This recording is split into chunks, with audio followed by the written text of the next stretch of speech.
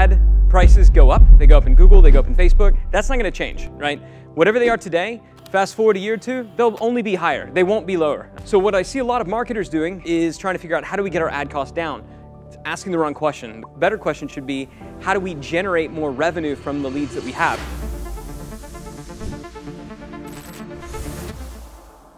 The key to making media work, the key to making advertising work, is oftentimes accelerating the rate with which you ROI it. So there's two ways to solve this problem. You can either spend less to acquire, or you can make more during the acquisition process. And I can tell you, you will never spend less than zero, so it's always going to be diminishing returns. And when it comes to getting more, you got unlimited upside, as long as you can identify who are our highest value. So you don't have to do anything else. The first step to this is just to think, who are those high value segments? I'm going to come back to that. The high value segments within your existing customer base, the 80-20 of the 80-20, right? Those people that are 5, 10 times more valuable.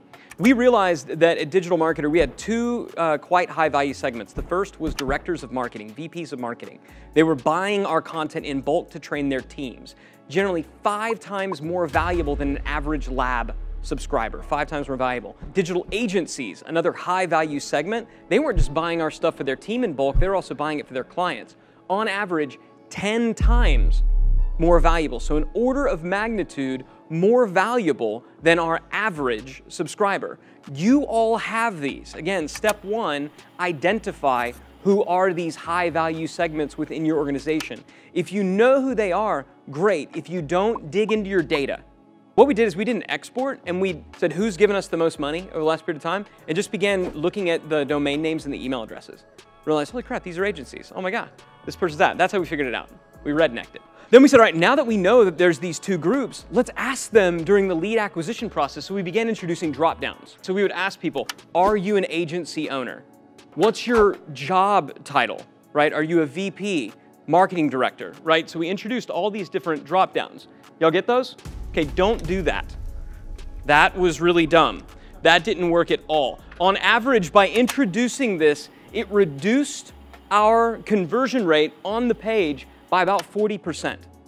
So the percentage of people who actually filled out this form dropped by 40%. So yay, more valuable people, but oh my God, about half as many of them. So then we decided, you know what, let's not go that route.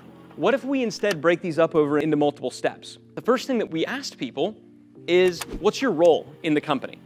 All right, and I got this from Ryan Levesque. Got to give credit where credit's due on this one. So he had a couple blocks in here. So he'd be like, what's your role? And some of these roles were designed to be the people we wanted. Some of them were the people we knew we didn't. So we know we didn't want somebody who was, for example, an intern. So what's your role within the company? Intern. Awesome. You're generally worthless to us. Love you. You're probably phenomenal as a human being, not that valuable for us, right? So we'd ask him, what are these roles? That was the question that was here. Next question that we asked. And again, yours might be a little bit different, but what is the company size, right? What's the size of your company? And again, we had 4 boxes on there, anywhere from just me to like 2 to 10. And then finally, we decided to throw in, what's your biggest challenge? Again, in all of these, no drop-downs. Drop-downs are conversion killers. Drop-downs are death. If you have drop-downs on something, try to get rid of them, break them out into these multiple stages. So instead, same thing, challenges, and all they had to do was click one of these beautiful happy boxes that also works extraordinarily great on mobile. Now here's the cool part. Remember how these drop-downs cut it by about 40%? So we basically only had 60% of the people making it from here to here with this one. When we switched to this, 96%. We only lost 4% through that, but gathered all the data. All we did is if somebody was one of those couple of groups, if they were in those key groups, the only thing that we would do is we would modify the very first email that they got. So the very first email that they got would be a slight modification. We would still want to deliver on whatever it was they were asking for here, but it'd be, hey, thanks so much for registering. By the way, I see that you're a marketing executive. That's awesome. We love working with marketing executives to help them grow their team. In fact, I'm going to make sure that somebody from my organization reaches out to you. Keep an eye on your inbox for this subject line from this other person. And then 5 minutes later, they get another personalized email from someone on our team. Now, if they didn't qualify, then that's fine. They would just get the standard response, and they'd get put on the standard autoresponder and all that.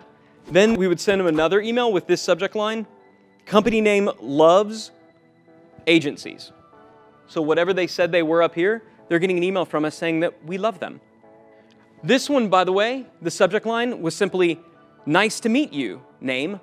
And it opened with, my CEO, Ryan Dice, said that we should connect. And then another one that we tested down here further, are you a marketing agency? So the first one is, we love agencies. The next one was just, are you an agency? Are you a consultant? Are you an executive? Do you run a team? So we're bringing in the same things they checked here down in the subject lines. So that's pretty simple. Just this one process alone, by adding a customized email here and then that one additional email there, allowed us to double what we were generating from our ad costs in the first 60 days. So same kind of thing that Chris said. If you can generate twice as much, you can spend twice as much. So whatever we got from these, we put all of the sales that we generate, all the revenue that we generate from these high value segments, right back into the top of the funnel.